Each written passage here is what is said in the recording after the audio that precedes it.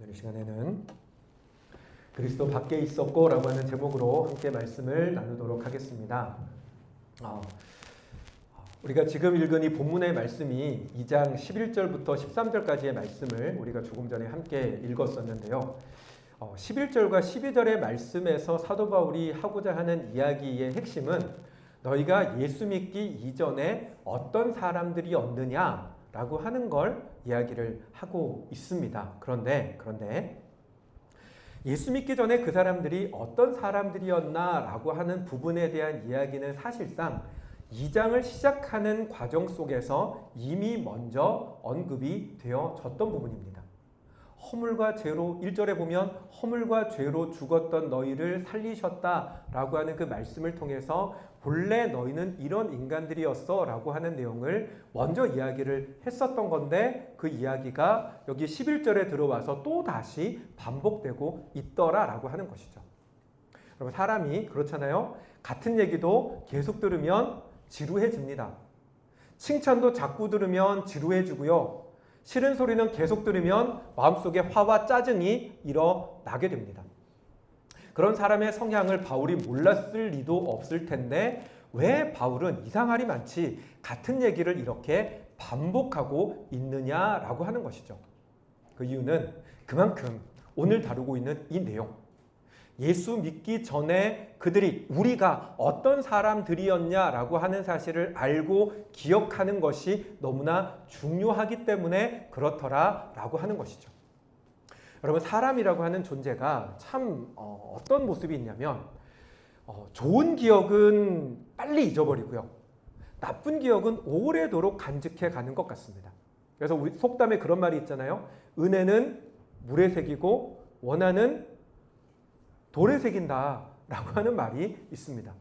저도 이렇게 가만히 생각해 보면 군생활을 했던 지가 벌써 지금으로부터 한 5, 6년 정도 되는 것 같아요. 군생활을 했던 지가. 근데 군생활을 할 때 저와 같이 입대를 했던 저의 동기 7명의 이름은 가물가물하고 기억이 나지 않는데 딱 2사람의 이름은 정확하게 기억하고 있습니다.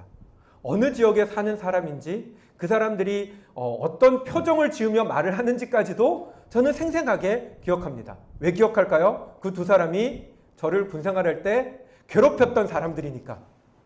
이가 갈리게 만들 정도로 치가 떨리는 인간들이다 보니 그 사람들에 대한 기억은 아직도 남아 있습니다. 그런데 나쁜 기억은 이처럼 시간이 지나도 내 마음속에 여전히 남아있고 어쩌면 그 기억과 감정들은 그때보다 더 뚜렷해지기도 하는 것이 저의 모습이고 우리의 모습인데, 그런데 좋은 기억은, 누군가에게 받았던 은혜는, 사랑은, 감사는 시간이 지나면 점점 옅어지더라라고 하는 거죠. 분명히 그 은혜를 받을 때는, 그 호의를 받을 때는 내 마음 가운데 기뻤습니다. 감사했습니다.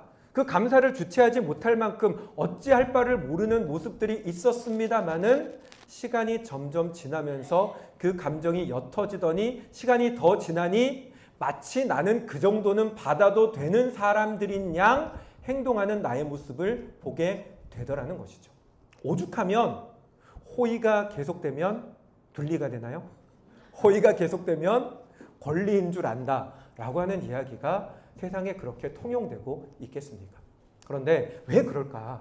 왜 사람이라고 하는 존재가 받을 때는 감사하고 그때는 그렇게 좋아했는데 왜 시간이 지나면 그 은혜에 대한 그 사랑에 대한 것이 점점 잊혀져 갈까? 그 이유는 내가 그것을 받기 이전에 나의 모습이 어떠했는지를 잊어버렸기 때문입니다. 지금의 나의 모습이 마치 개구리 올챙이적 모른다라는 이야기처럼 지금의 나의 온전한 모습이 과거에도 여전히 온전했던 것인 양 생각하며 그 시절에 내가 얼마나 문제였는지, 내가 얼마나 심각했는지, 내가 얼마나 비참했는지를 잊어버리고 있다 보니 지금의 이 은혜와 그때 받았던 은혜와 감사를 서서히 잊어가게 되더라는 것이죠. 그래서 사도 바울은 이 이야기를 하고 있는 것입니다. 너희가 예수 그리스도를 믿고 그 믿음의 은혜를 여전히 감사하게 간직하고 그 믿음을 더욱더 키워나가기 위해서는 그때의 너희가 예수를 만나기 이전에 너희가 어떤 사람들이었는지를 분명히 기억하고 더 생생히 기억해야만 된다고 말하기 위해서 오늘 이 이야기를 또다시 반복하고 있더라고 하는 것이죠. 여러분들은 어떻습니까? 여러분들은 그날의 주님을 만났을 때의 그 감격, 그 감동, 그 감사와 기쁨, 그때의 주님을 향해서 가지고 있었던 그 열정, 지금도 여전히 여러분 마음 가운데 있으십니까? 표정들을 보니까 아닌 것 같네요. 저도 아닙니다. 그렇기 때문에 오늘 우리는 이 시간 이 말씀을 더 주목해서 들어야 합니다. 오늘 이 시간 사도 바울의 이 말씀을 통해서 과연 우리가 예수 믿기 전에 어떤 사람들이었는지, 어떤 상황 속에 놓여 있었는지를 주목해서 보는 저와 여러분들이 되시기 바랍니다. 먼저 사도 바울은 이렇게 이야기를 시작합니다. 그때 너희는 그리스도 밖에 있었다라고 이야기를 시작하면서 그리스도 밖에 있는 것이 무엇인가를 몇 가지 이야기를 하는데요. 먼저는 이렇게 이야기를 합니다. 이스라엘 나라 밖에 사람들이었다라고 이야기를 합니다. 하나님께서는 이스라엘을 이집트로부터 구원하시고 시내산이라고 하는 곳에서 그들을 하나님의 백성으로 삼으셨습니다. 하나님의 백성으로 삼으셨다라고 하는 말씀의 본질적인 의미는 그들을 하나님께 특별한 존재로 삼으셨다라는 말씀이고, 그 하나님에게 특별한 존재란 곧 하나님의 자녀로 삼으셨다라고 하는 말씀이죠. 여러분, 부모에게 자녀가 가지는 특별함이라고 하는 건 이루 다 말할 수가 없는 것입니다. 저희 애들이 어렸을 때, 아마 초등학교 다닐 때 청주 지역에서 시에서 운영하는 그 꿈나무 오케스트라라고 하는 그 팀에 들어간 적이 있습니다. 그래서 뭐 바이올린을 하고 뭐 트럼펫을 하고 이런 악기들을 맡아서 연습을 하고, 그러고 나서 그렇게 연습했던 곡들을 모아가지고 그 큰 공연장을 빌려서 공연을 하는 거죠. 그러면 이제 부모님들은 그 아이들의 공연을 보기 위해서 공연장으로 방문을 하게 되는데, 무대가 저 멀리 있어서 저희가 앉는 자리에서는 사실은 아이들의 얼굴이 정확하게 잘 보이지 않아요. 옷도 전부 다 그냥 검은색 일색의 옷들을 다 입고 이제 그 공연을 하다 보니까 멀리 있으면 아이들의 얼굴을 알아볼 수가 없지만, 그럼에도 불구하고 그 한 40여 명 되는 아이들 가운데 우리 애가 어디에서 뭘 하고 있는지를 저는 알아볼 수 있습니다. 왜요? 내 새끼니까. 내가 늘 보는 내 새끼니까 아무리 멀리 있어도 희미해도 실루엣만 봐도 알아볼 수가 있더라고 하는 거죠. 아기 때 놀이터에 애들을 데리고 갑니다. 지금도 저기 보니까 우리 어린 친구들이 있는데 놀이터에 아이들을 데리고 가서 놀려둡니다. 그리고 잠시 벤치에 앉아서 잠시 시간을 보내며 딴짓을 좀 하고 있습니다. 그런데 갑자기 어디선가 엥 하고 애가 우는 소리가 들려요. 그러면 그 순간 저의 모든 관심과 시선은 그 우는 애가 내 애인지 아닌지에 모든 관심과 시선이 주목되게 됩니다. 여러분, 저는 사이코패스가 아닙니다. 저는 소시오패스도 아닙니다. 그러니 놀이터에 놀고 있는 아이들 가운데 다른 애들은 다 다쳐도 내 애만 무사하면 돼, 내 애만 무사하면 다른 애들은 다 다쳐도 돼 라고 하는 생각을 하지 않습니다. 우리 애들만 오케스트라를 잘하고 나머지 사람들은 망해도 돼라고 생각하지 않습니다. 다 귀한 집 자식이니까 안전하기를 원하고 다 함께 노력하고 수고했으니 좋은 결과를 얻기를 원합니다마는, 그러나 그 오케스트라 팀이 잘하기를 원하는 건 내 아이들이 거기에 들어있기 때문입니다. 위험한 상황이 발생했을 때 누구보다 안전하기를 원하고 지켜주고 싶은 건 내 아이들입니다. 왜요? 내가 부모니까. 그들이 나의 자녀니까. 하나님께 이스라엘 백성들이, 그리고 우리가 하나님의 자녀가 되었다라고 하는 건 그와 같은 것입니다. 무슨 말이냐면 하나님의 모든 관심, 하나님의 모든 신경, 하나님의 모든 보호와 돌보심과 채워주시는 것이 하나님의 그 자녀된 백성에게 올인하여 그를 주목하시고 관심과 사랑을 기울이신다라고 하는 것입니다. 이전에 우리가 하나님 나라의 백성이 아니었을 때, 하나님의 자녀가 아니었을 때는 우리는 수많은 사람 가운데 한 명일 뿐이었습니다. 드라마로 친다면 그 드라마의 주인공이 아니라 지나가는 수많은 엑스트라물이 1, 2, 3, 4번 중에 하나가 우리였다는 것입니다. 물론 하나님은 보편적인 은혜와 사랑으로 사람을 사랑하시고 돌보아 주십니다. 지금 우리가 살아가고 있는 지금의 이 순간도 하나님이 생명을 주셨고 공기를 주시고 빛을 주시고 살아가게 해주시니까 살아가는 거지만, 그것이 보편적인 하나님의 어떤 방법이라면 하나님은 하나님의 자녀에게, 하나님의 백성이 된 자에게는 하나님의 특별한 관심과 사랑을 집중시키더라는 것입니다. 찬양 가운데 하나님 사랑의 눈으로 너를 어느 때나 바라보시고 하나님이 인자한 귀로서 언제나 너에게 기울이시니 어둠에 밝은 빛을 비춰주시고 너의 작은 신음에도 응답하여 주시는 그 하나님의 역사는 누구에게 향하느냐? 하나님의 자녀가 된 하나님의 백성에게 향하더라고 하는 것입니다. 하지만 전에는, 여러분이 예수 그리스도를 믿기 전에는 우리는 하나님의 관심과 사랑에 집중되는 대상이 아니었다라고 하는 것입니다. 두 번째로 사도 바울은 하나님의 언약에, 약속의 언약들에 대한 외인이다라고 하는 말씀을 하고 있습니다. 여러분, 시내산에서 이스라엘 백성들을 하나님의 자녀로 이제 맺으실 때, 자녀를 삼으실 때 하나님께서는 그냥 자녀로 너 오늘부터 내 자녀야라고 하신 것이 아니라 그 사람들과 약속을 맺으십니다. 언약을 맺으십니다. 그래서 하나님께서는 그들의 하나님이 되어 그들의 모든 것을 다 지켜 인도하시고 그들을 돌보아 주시겠다라는 약속을 하셨고, 이스라엘 백성들에게는 하나님의 백성으로서 백성답게 살아야 한다라고 하는 약속을 서로 맺으십니다. 그리고 이 시내산에서의 하나님과 이스라엘 백성들 사이에 약속이 맺어지고 난 이후부터 하나님은 모든 것을 그 약속에 따라 그들에게 행하십니다. 그래서 그들이 하나님의 말씀에 순종하면 복을 주겠다는 약속에 따라서 복을 주신 거고요. 불순종하면 벌을 주신 것도 불순종하면 벌을 주겠다는 약속에 따라서 벌을 주신 겁니다. 내가 너에게 어떤 일이 있어도 참아주겠다라고 하셨다면 참으셨을 텐데, 하나님께서는 불순종하면 벌 주겠다고 하셨기 때문에, 약속 때문에 벌을 주셨다는 것입니다.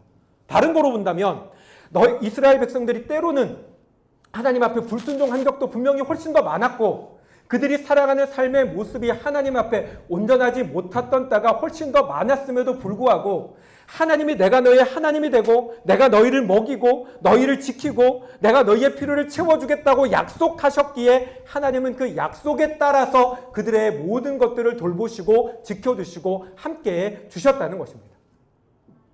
구약의 이스라엘 백성들이 하나님의 언약의 자녀였던 것처럼 그리스도인이 된다라고 하는 것 또한 하나님의 언약의 자녀, 하나님과 약속이 있는 사람들이 된다는 것입니다.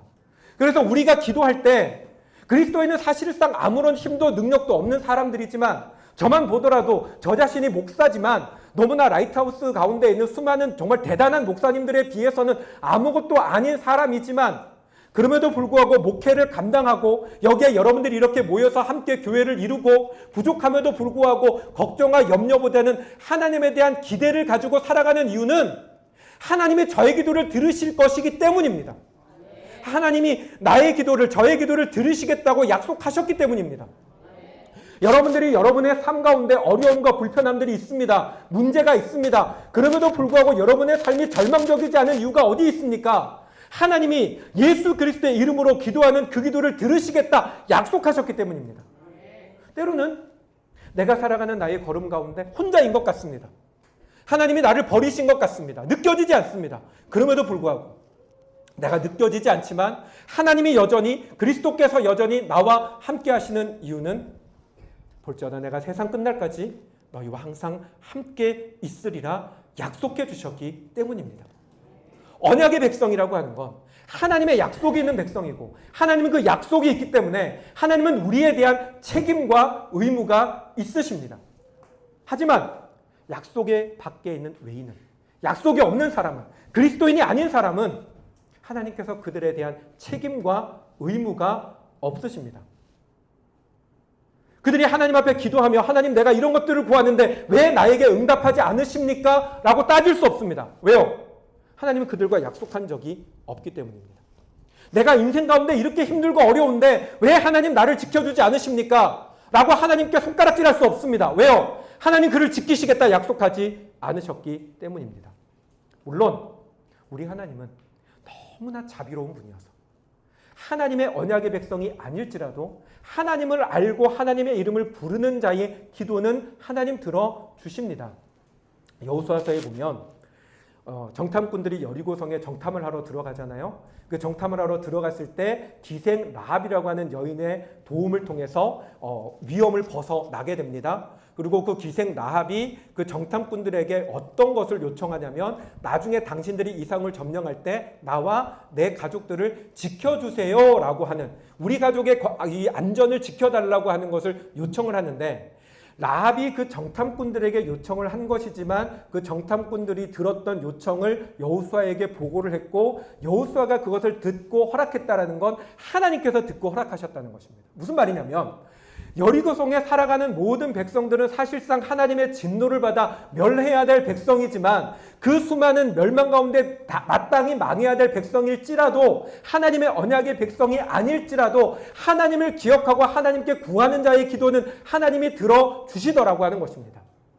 하나님 들어주십니다. 그러나 문제가 뭔지 아세요? 앞에서 얘기했었던 하나님의 이스라엘 나라 밖의 백성이라고 하는 어떤 그 사람들, 약속에서 외인인 사람들, 믿기 전의 사람들은 뭐가 더 큰 문제냐면 하나님께 관심이 없습니다. 하나님이라고 하는 분에 대해서 인식 자체를 하지 않고 혹 그 존재가 있더라도 하나님의 관심과 사랑이 그들에게는 너무너무나 귀찮고 피하고 싶고 도망치고 싶은 쓸데없는 간섭으로 여길 뿐입니다. 하나님의 약속이라고 하는 것도 그들에게는 있어봤자 별 쓸모없는 하나님의 약속을 기대고 기도할 바에야 내 손에 힘을 믿고 살아가겠다라고 생각하는 삶을 살아가고 있기에 하나님께 구하면 하나님 은혜를 주시지만 그러나 그 은혜로부터 철저하게 멀어져 은혜 자체를 조금도 인식하지 못하는 삶을 살아간다는 것입니다. 그게 누구라고요? 이전에 예수 믿기 이전에 우리가 그런 사람들이었다는 것입니다. 마지막으로 세 번째 사도 바울은 이런 이야기를 합니다. 소망이 없는 자들이었다. 그리스도 밖에 있었던 사람들 소망이 없는 자들이었다라고 이야기를 하는데요. 여러분 지금 우리가 살아가는 이 세상이 과거와 비교를 한다면 어마어마하게 편해지고 풍족해진 세상입니다. 사실 저도 보릿고개를 경험해 본 적은 없지만 지금으로부터 한 7, 80년 전만 해도 보릿고개라고 하는 것이 실제로 우리나라 가운데 있었고 먹을 것이 없어서 정말로 산에 올라가서 뭐 그렇게 풀뿌리 나무 껍질 벗겨 먹고 풀뿌리 캐서 먹고 그렇게 했었다라고 하더라고요. 조금 그런 얘기지만 왜 이게 그 똥구멍이 찢어지게 아프다 뭐 이런 말 아시잖아요. 들어보셨죠? 그 말이요. 거친 나물 뭐 나무 껍질 이런 거 먹고 변을 보니까 그래서 생겨나는 것 때문에 나온 말이래요. 여러분 7, 80년 전만 해도 너무너무나 가난하게 살았던 세상이 먹을 것이 없었던 세상이 지금은요. 먹을 것이 넘쳐납니다. 못 먹어서 걱정하는 시대가 아니라 무얼 먹을까를 고민하는 시대고 너무 많이 먹어서 저도 살 빼야 돼요. 너무 많이 먹어서 고민하는 시대가 지금의 시대입니다. 하지만 뿐만 아니라 뭐 또 하나 더 얘기한다면 여러분 예전에는요 우리가 뭔가를 찾고 정보를 얻으려면 도서관을 가거나 또 집에 백과사전이 있는 친구들은 백과사전을 열심히 뒤져가지고 필요한 정보를 얻어야 했습니다. 하지만 지금은요 요거 하나만 있으면 집에 뭐 PC를 볼 것도 없이 휴대폰 하나만 있으면 내가 원하는 모든 정보를 다 얻을 수 있고요. 또 전에는 음식 먹으려면 또 식당까지 찾아가서 음식을 먹어야 됐지만 지금은 이것만 있으면 배달시켜서 심지어는 공원에 가서 배달해도 공원까지 배달도 해주더라고요. 세상이 너무나 편리해졌습니다. 세상이 너무나 풍족해졌습니다. 하지만 여러분 이렇게 세상이 편리해지고 풍족해졌다면 그만큼 세상 가운데 소망이 많아졌습니까? 세상 가운데 그만큼 사람들이 안전하고 편안하게 살아가고 있습니까? 아니요. 오히려 세상은 과거보다 더 위험해졌습니다. 인간의 죄는 과거보다 더 교묘해졌습니다. 사람을 죽이는 모기는 과거보다 훨씬 더 많은 사람을 대량으로 학살할 수 있는 위험이 넘쳐나고 있습니다. 성경은 이야기합니다. 세상에는 소망이 없다고. 그런데 여러분 성경의 이야기가 아니라도 우리가 조금만 생각이 있어서 세상을 바라보면 세상 가운데는 분명 소망이 없습니다. 하지만 하나님께는 소망이 있습니다. 왜요? 하나님께서는 그 사랑하는 자녀에게 모든 관심과 사랑을 집중하시니까요. 하나님께서는 그 영혼을 돌보기 위해서라면 하나님의 무엇을 그에게 준다 할지라도 아까워하지 않을 만큼 하나님은 그 사람을 책임져 주시니까요. 하나님은 하나님의 자녀에게 약속을 주시니까요. 비록 그가 살아가는 삶의 모습이 세상 사람들과 조금도 다를 바가 없어서 똑같이 놓고 비교해보면 그나 나나 다를 바 없을지라도 하나님의 약속이 있는 자는 하나님 반드시 그의 기도를 들으시고 하나님 그를 구원하시며 돌보셔서 마침내 이기게 하시기 때문입니다. 그게 하나님이 우리에게 주시는 소망이며 그 소망이 저와 여러분이 그리스도인이 되어 받은 소망입니다. 그런데 여러분이 받은 그 소망을 하나님께서 주시는 그 특별한 관심과 사랑과 약속을 어떻게 받으셨습니까? 그것을 받기 위하여 여러분 하나님께 무엇을 드리셨습니까? 여러분 하나님 앞에 간절하게 매달리고 이거 놔라고 하면서 발로 여러분을 걷어찰 때에도 저기까지 떼굴떼굴 굴러갔다가 또 굴러와서 붙잡고 매달리셔서 그래서 받으셨습니까? 너가 나에게 이 은혜와 사랑을 받기 위해서 이만큼의 돈을 가지고 오면 주겠다라고 해서 물질을 바치셨습니까? 하나님을 위하여 무언가를 헌신하고 봉사하여 그만큼의 상급이 쌓여서 여러분 그 은혜와 사랑을 받으셨습니까? 아니요. 우리는 아무것도 한 것이 없습니다. 그저 은혜로, 그저 사랑으로. 왜 하나님 나를 사랑하시는지, 왜 하나님 나를 그토록 기억하시고 나를 붙들어 주시는지 지금도 도저히 이해할 수 없지만 그저 내가 너를 사랑한다고 하는 그 말씀 하나로 우리를 사랑하시고 자녀 삼아주신 것이 하나님의 은혜입니다. 우리가 이 은혜를 어찌 잊어버리고 살 수 있습니까? 우리가 받은 은혜에 대한 감사와 사랑을 어찌 잊어버리며 살아갈 수가 있습니까? 우리가 잊어버렸다면 우리는 그때 우리가 얼마나 비참했는지, 우리가 얼마나 망할 인간이었는지, 우리가 얼마나 절망적이었는지 까맣게 잊어버렸기 때문입니다. 여러분, 사랑하는 여러분, 기억합시다. 그날에 내가 어떤 존재였는지, 내 삶에 얼마나 절망과 얼마나 패배만 가득했었는지를 여러분 기억합시다. 그리고 그 기억을 온전히 붙잡고 나를 향하여 주신 하나님의 은혜가, 그 사랑이, 나를 구원해 주신 하나님의 그 은혜가 얼마나 크고 놀라운지 날마다 고백하며 그 은혜에 대한 감사와 사랑을 날마다 붙들며 나아가는 그런 저와 여러분들이 되시기를 주님의 이름으로 축원합니다. 아멘. 네, 찬양하도록 하겠습니다.